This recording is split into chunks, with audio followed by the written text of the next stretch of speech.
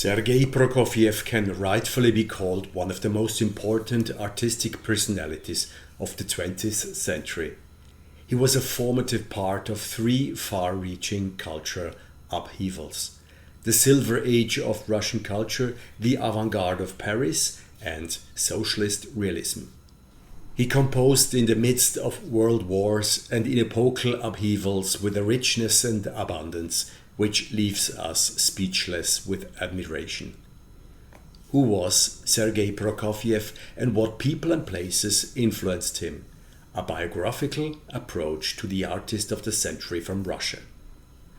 Prokofiev was born in Moscow in 1891.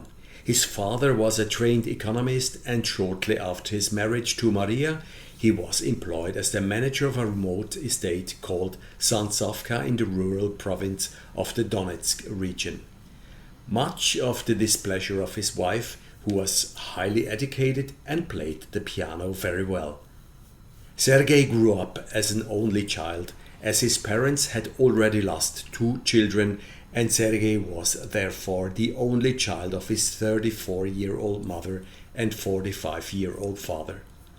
Life on the estate was monotonous, and the mother was delighted when she noticed her son's musical inclination at an early age, and the amateur pianist personally encouraged her son on the piano. Although the Prokofievs had a respected position as estate managers, they were treated with condescension by the local aristocracy, and so Sergei developed an early aversion to the Russian aristocracy. His playmates were the children of the servants. They were encouraged by their parents to be submissive to Sergei. In combination with his role as an only child, Sergei developed into a domineering personality who found it difficult to tolerate dissent. The seclusion of country life fired his imagination. Even as a child, he wrote little theater scenes which he acted out with the obedient children of the servants.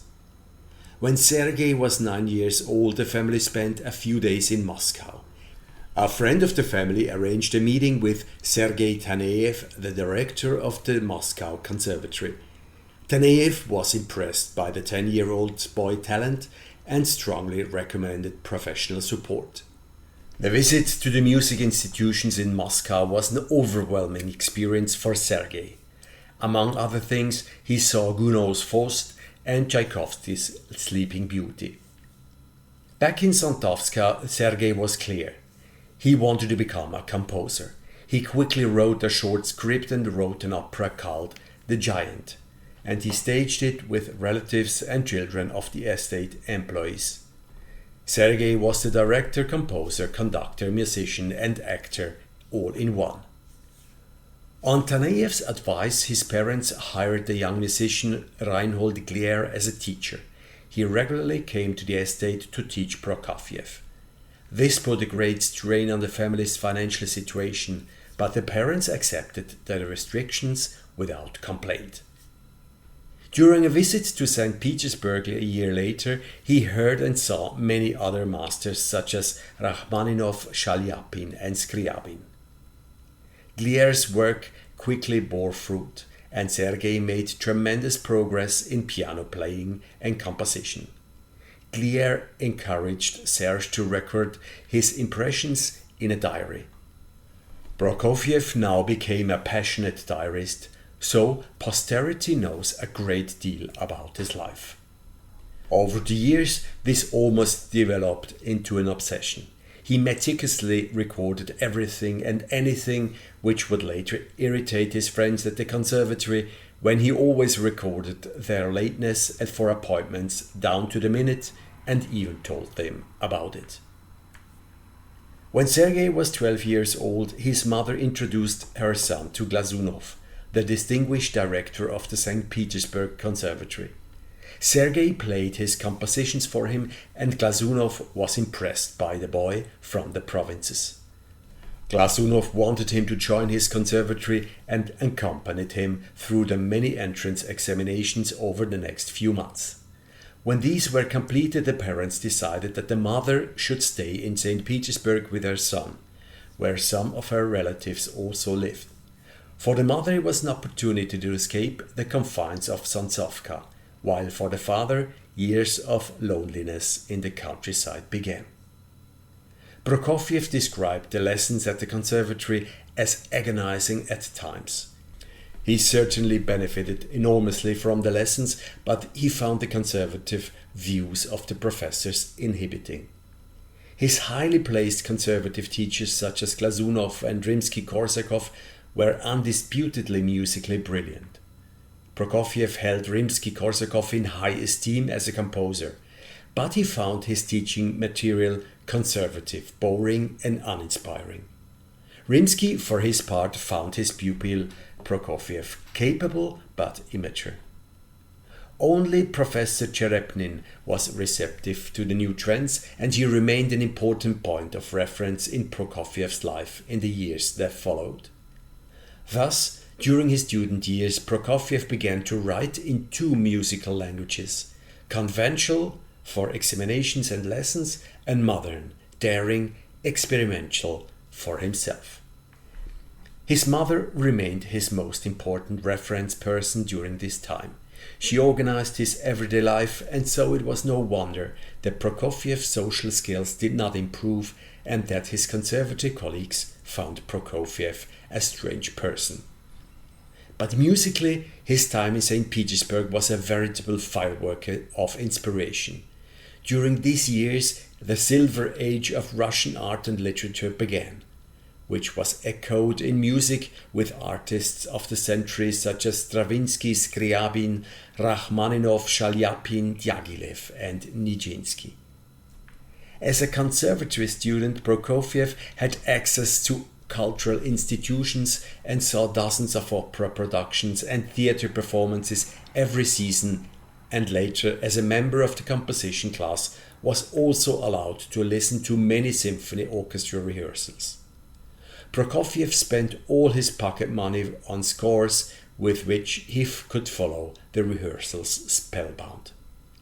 At one of these rehearsals he attended the premiere of Scriabin's Third Symphony and witnessed Rimsky-Korsakov throwing up his arms in despair at the overloaded soundscape. In the meantime, 5 years had passed at the conservatory, and Prokofiev was now able to work as a freelance musician.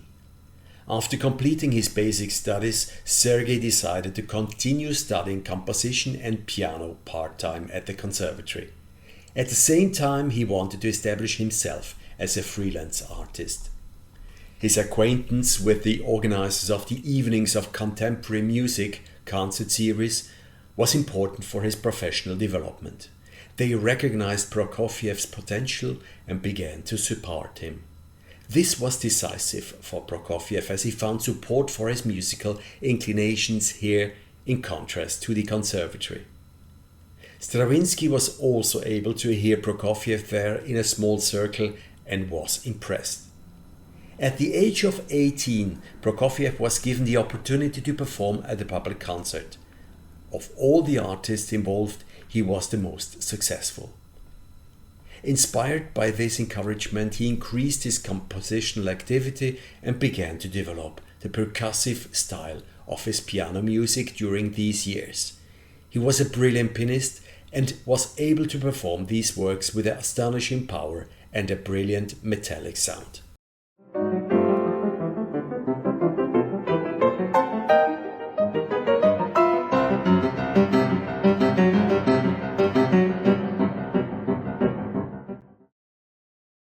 His father died in Sontsovka that year.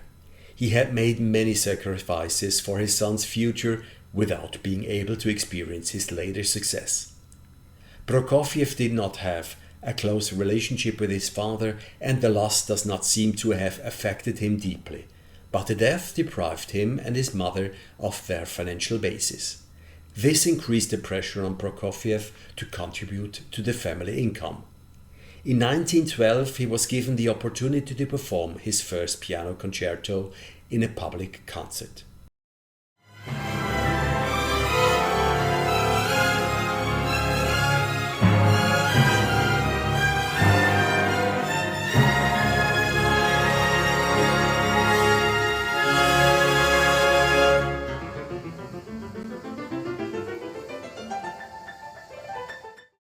the effect was great. Although some criticized the unusual rhythms, others saw the work as the dawn of a new musical era. But everyone agreed on one thing: Prokofiev was now a force to be reckoned with. At the Conservatory, the end of his training was approaching, with the traditional final concert for concert pianists, who usually play well-known pieces such as Liszt's Second Piano Concerto. But Prokofiev never put his skills under a bushel and confidently presented his first piano concerto. 5 final year students took part in the Battle of Pianos, and the winner was allowed to present his work at the Conservatory. Glazunov, the Conservatory's conservative director, did everything he could to prevent Prokofiev's victory. Prokofiev won the first prize. Inspired by his success, Prokofiev began to work on the second piano concerto. After completing it, he had to practice hard to get his hands on it, as it turned out to be technically very difficult.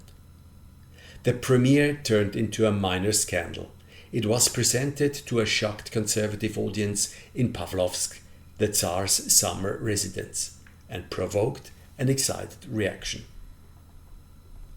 In the meantime, war had broken out.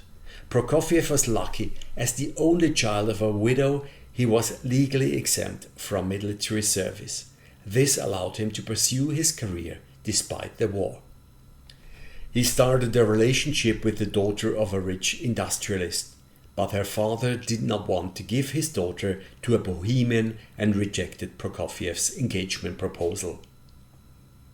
Prokofiev was soon able to put this disappointment behind him.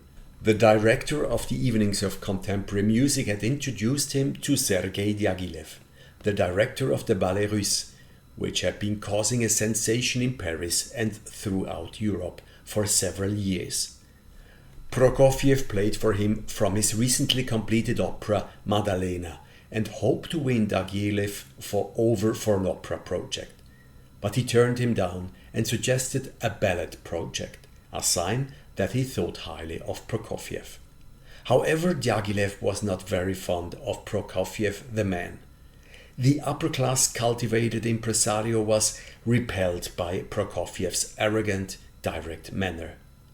But the extremely clear-sighted and artistically accomplished Diaghilev saw the future in the musically revolutionary Prokofiev, and he became a decisive figure for Prokofiev over the next 15 years until his death. He later smilingly called him his second son. Stravinsky was of course his first, and Diaghilev did not want his second son to waste his creative energy on the outdated art form of opera, but on the form of the future, modern ballet. Although Prokofiev was disappointed that nothing came of the opera, he saw his chance in his relationship with Diaghilev. He agreed and began to work on a ballet project. Prokofiev was an extremely productive and disciplined artist, and he soon presented the project to Diaghilev in his quarters in Italy. The art-loving impresario was only moderately impressed and realized that Prokofiev still needed artistic education in some areas. So he took him on a kind of educational tour through several Italian cities. Prokofiev was overwhelmed and therefore accepted without argument that Diaghilev rejected his first ballet draft. Too little Russian, too little modern was the verdict. After several weeks, Prokofiev left Italy with a new project for a new ballet in his pocket, and an old one that he wanted to use for other purposes. In just a few months, the Thessian Suite emerged from this recycling, which was premiered at the Mariinsky Theatre at the beginning of 1916.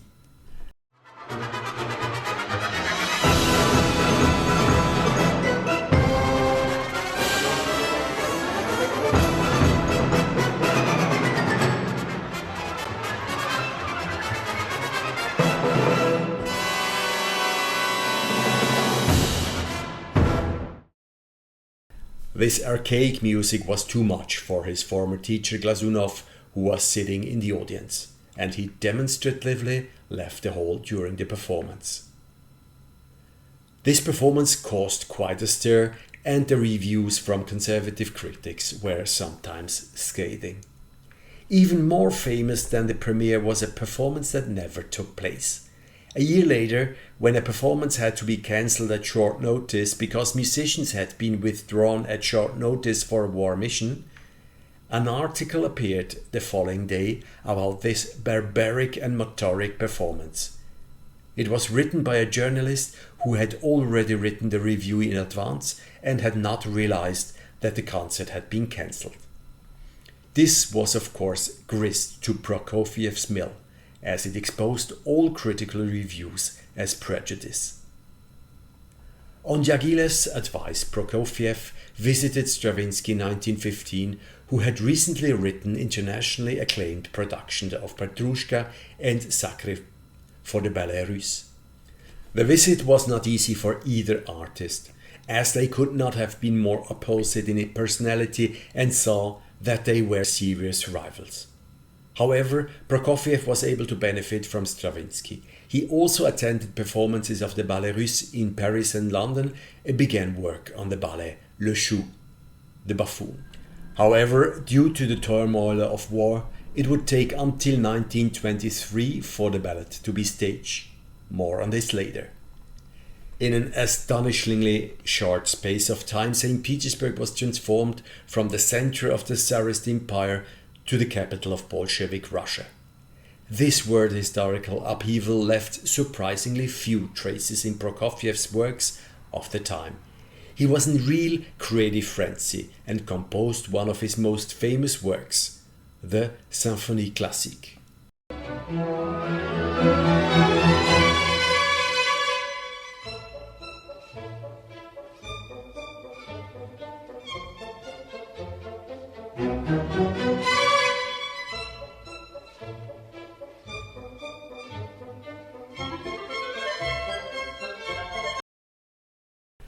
One rubs one's eye at this seemingly backward-looking approach.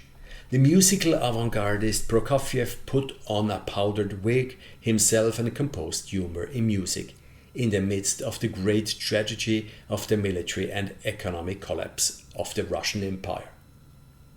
There are not so many listeners in the concert hall at the premiere during this difficult time. Among them was a commissioner for public education, and he liked what he heard. He visits Prokofiev in the artist room and helped him obtain an exit permit for an educational trip. However, it was 1918 before Prokofiev wasn't able to leave the country. His destination was the United States, and he had to take the long and dangerous route via Siberia to embark in Tokyo for San Francisco. His mother stayed behind in Russia. Prokofiev had only expected to stay for a few months. In fact, he would be almost a decade before he set foot on Russian soil again. Thanks to letters of recommendation, Prokofiev was quickly able to gain a foothold as a concert pianist and earn money. However, he was aware that audiences were not prepared to listen to a pure program of his own works. He therefore also played works by Scriabin and Rachmaninoff, among others. The latter was even in the audience at one point. Prokofiev's powerful style was well received. He soon gained a reputation as the pianist with the steel fingers, and was invited to perform with an orchestra at the renowned Carnegie Hall just a few weeks later. During this time, he met a concert singer, Lina Kodina. It was love at first sight on his part, and she would later become his wife. In order to secure his livelihood and that of his mother in Europe, Prokofiev initially had to restrict his compositional activities. His most important project during this phase was the opera The Love for Three Oranges, for which he was able to win over the Chicago Opera. This project of his heart was finally premiered in 1922, but its success remained muted. Although opera remained his favorite genre, none of his 7 stage works were able to establish themselves permanently in the repertoire. With the failure of this project, he decided to put an end to his 4-year stay in America. The audience was not yet ready for his music, and Prokofiev saw himself as a composer and not as a traveling concert pianist. During this time in America, Prokofiev had spent 9 months in the enchanting Saint-Brévin in 1921. Lina and his mother had also come to the seaside resort on the French Atlantic coast, and Prokofiev enjoyed the proximity to the Russian poet Balmont, with whom he realized the work The Bells, and to whom he dedicated the 3rd piano concerto, which he partly wrote in Saint-Brévin. 10 years later, this concerto would be the first work he recorded on gramophone.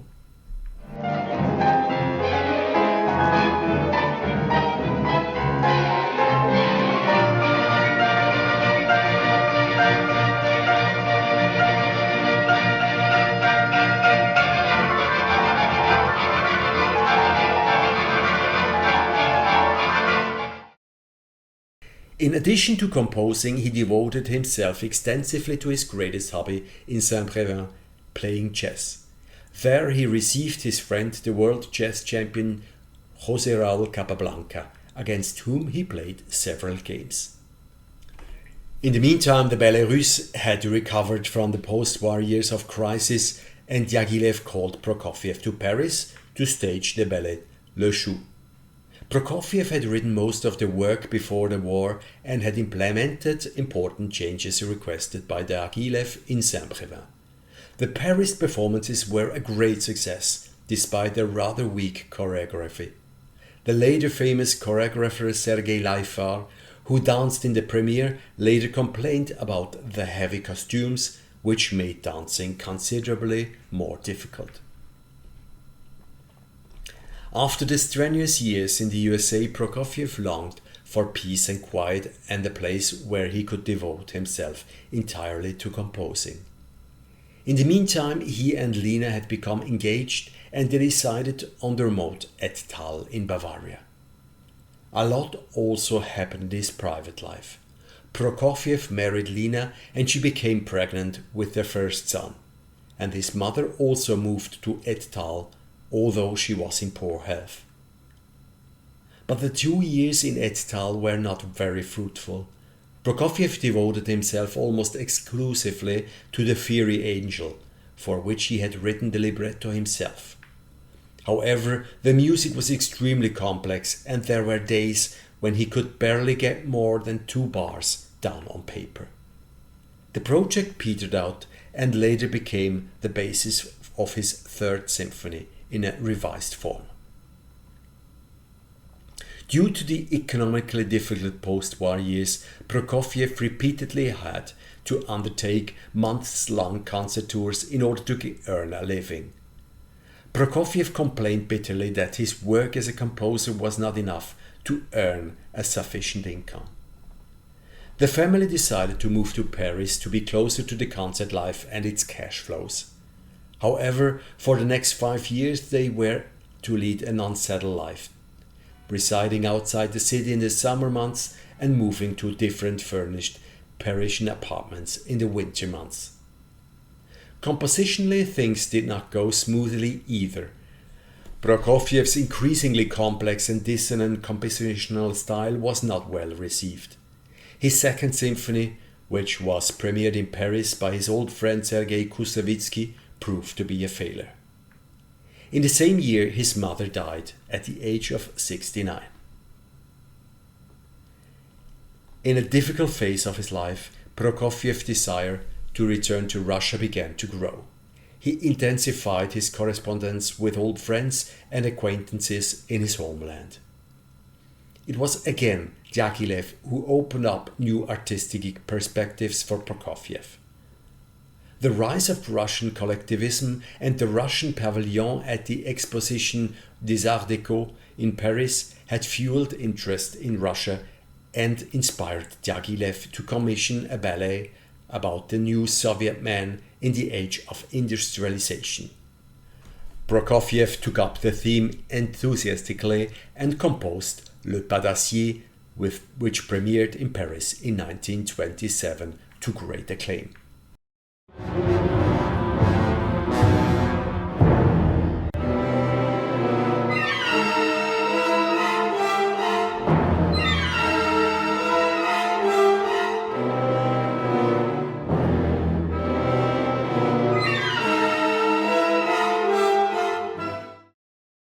The correspondence with Russia began to intensify, and Prokofiev began to dream of being able to perform the newly created project in Russia, especially because his heartfelt project, The Love for Three Oranges, was warmly received in Leningrad, as St. Petersburg was now called, in contrast to Chicago.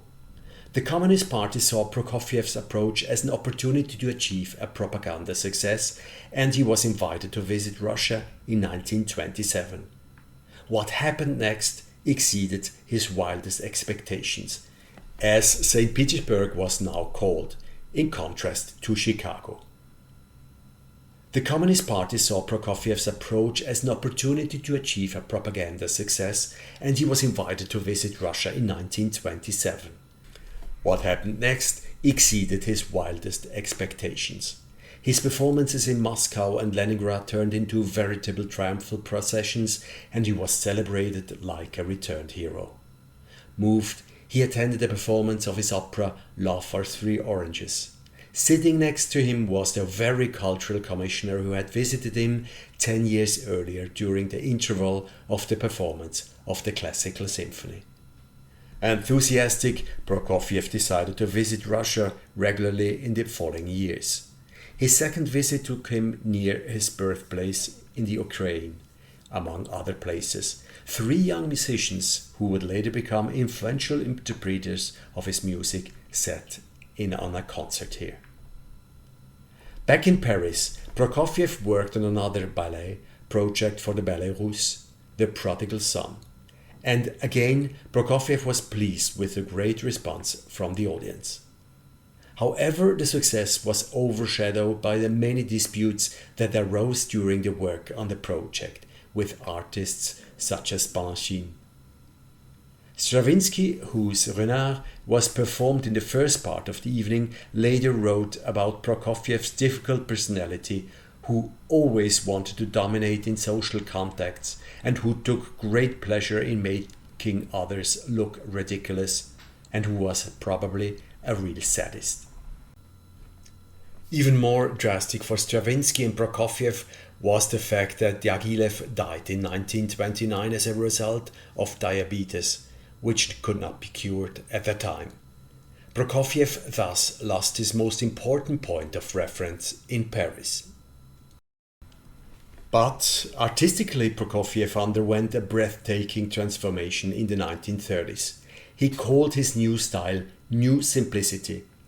And, in the opinion of many music lovers, Prokofiev developed his most beautiful music in the second half of his life. It became more accessible and melodious. The second movement of his violin concerto is regarded as one of his first witnesses to this development.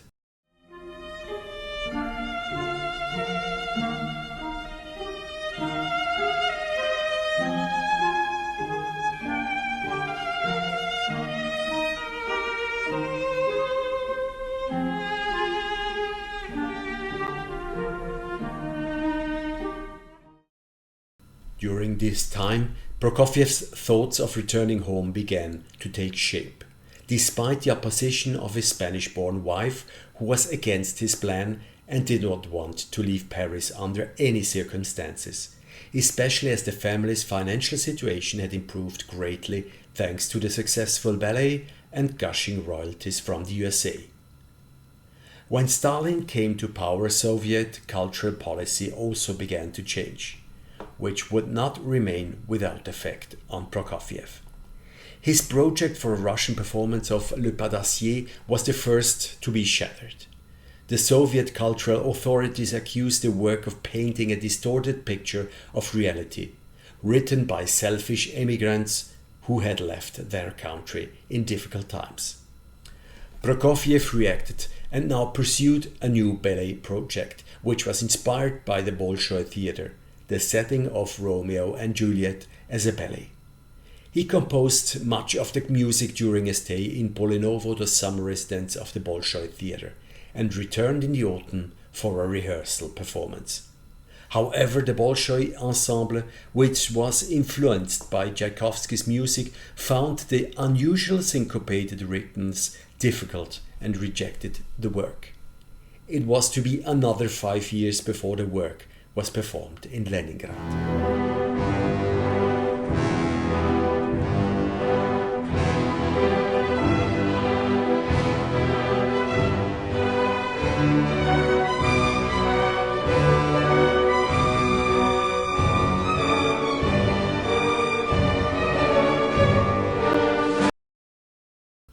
In 1936, the Prokofiev family moved to Russia.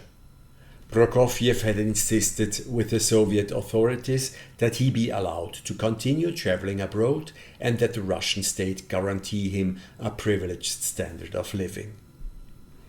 In the same year, a cultural and political upheaval had occurred in Moscow when Stalin had an article written in Pravda after a visit to Shostakovich's opera Lady Macbeth, with the title Chaos Instead of Music, which culminated in the ominous sentence, "This game can end badly."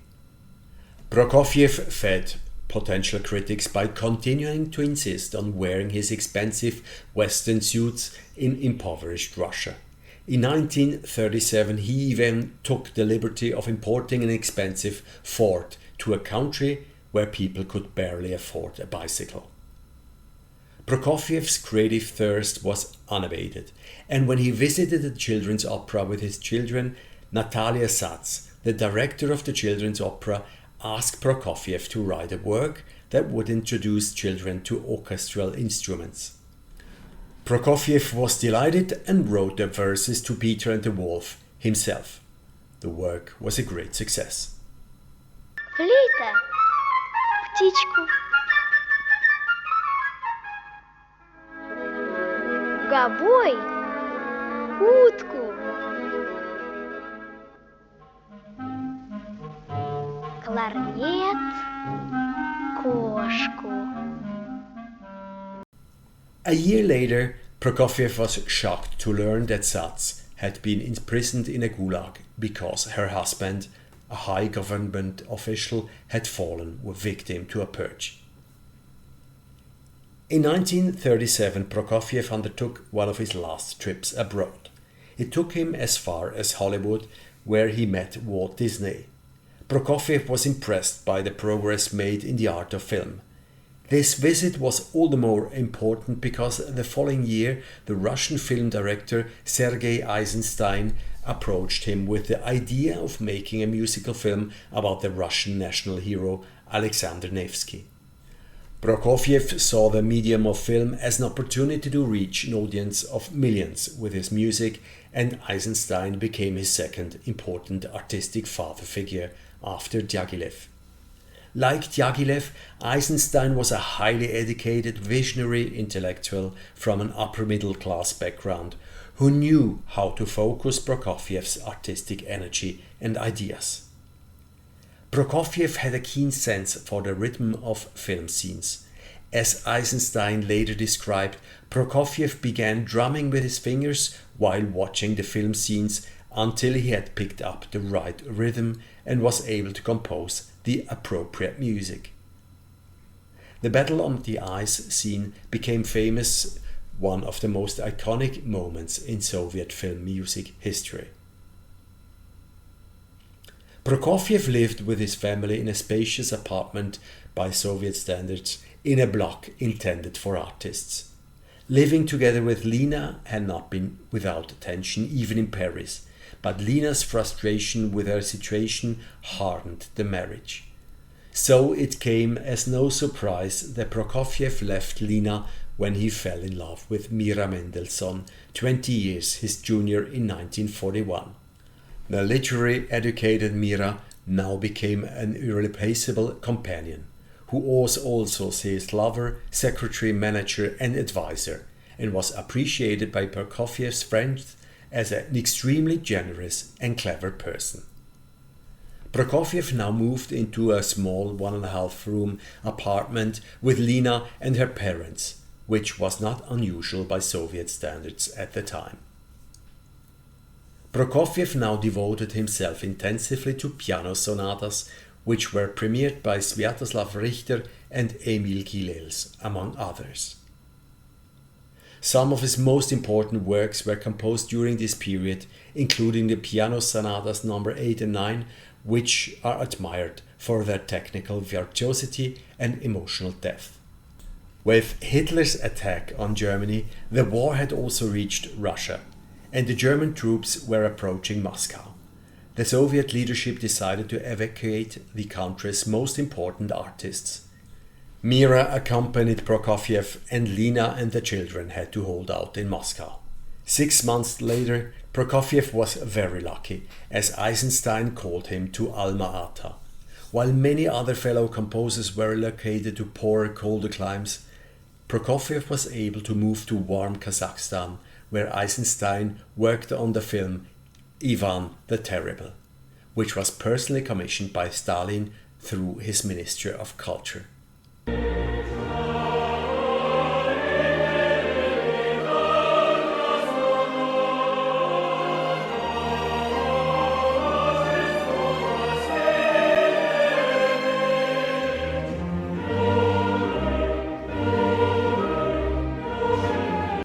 The film was a huge success with both critics and audiences. After the war, Eisenstein and Prokofiev received the first-class Stalin Prize for it, and Charlie Chaplin wrote to Eisenstein that the film was the greatest historical film ever made. Prokofiev remained remarkably productive in the last years of the war and the first years after the war. But in the years that followed, politics and health increasingly became the dominant themes of his life. With the end of the war, the unscrupulous Zhdanov began a repressive cultural policy that made even highly placed musicians such as Prokofiev, Shostakovich, and Khachaturian live in constant fear, and were forced to write regular jubilant choruses and patriotic cantatas. When Prokofiev decided to marry Mira in 1948, the unthinkable happened. Lina lost the protection of her status as the wife of a high-ranking artist. She had occasionally done translation work for foreign embassies and was accused of espionage. She was first sent to the notorious Lubyanka prison and was sentenced to imprisonment in a labor camp shortly afterwards. Prokofiev was deeply shocked by this development and felt powerless. He reproached himself severely and intensified contact with his now grown-up sons. Thanks to multiple first-class Stalin prizes, he was able to afford a dacha in Nikolina Gora, an artist's village outside Moscow. There he tried to shield himself, at least partially, from political reality. И один вальс из фильма Лермонтов. Сейчас с большим блеском поставили в Ленинграде. At the age of 60, he suffered a severe brain concussion after a fall, which severely impaired his health and forced him to significantly limit his compositional work on medical advice. Prokofiev died at this dacha in 1953. His death and funeral went unnoticed by the public, as Stalin died on the same day as Prokofiev. Mira was buried next to Prokofiev at the Novodevichy Cemetery 15 years after his death. Lina Prokofiev was able to leave the labor camp after 8 years and emigrate to the West 20 years later. Thanks to royalties, she had a modest income. She was the narrator of a recording of Peter and the Wolf for Chandos in 1986 and died 3 years later in London.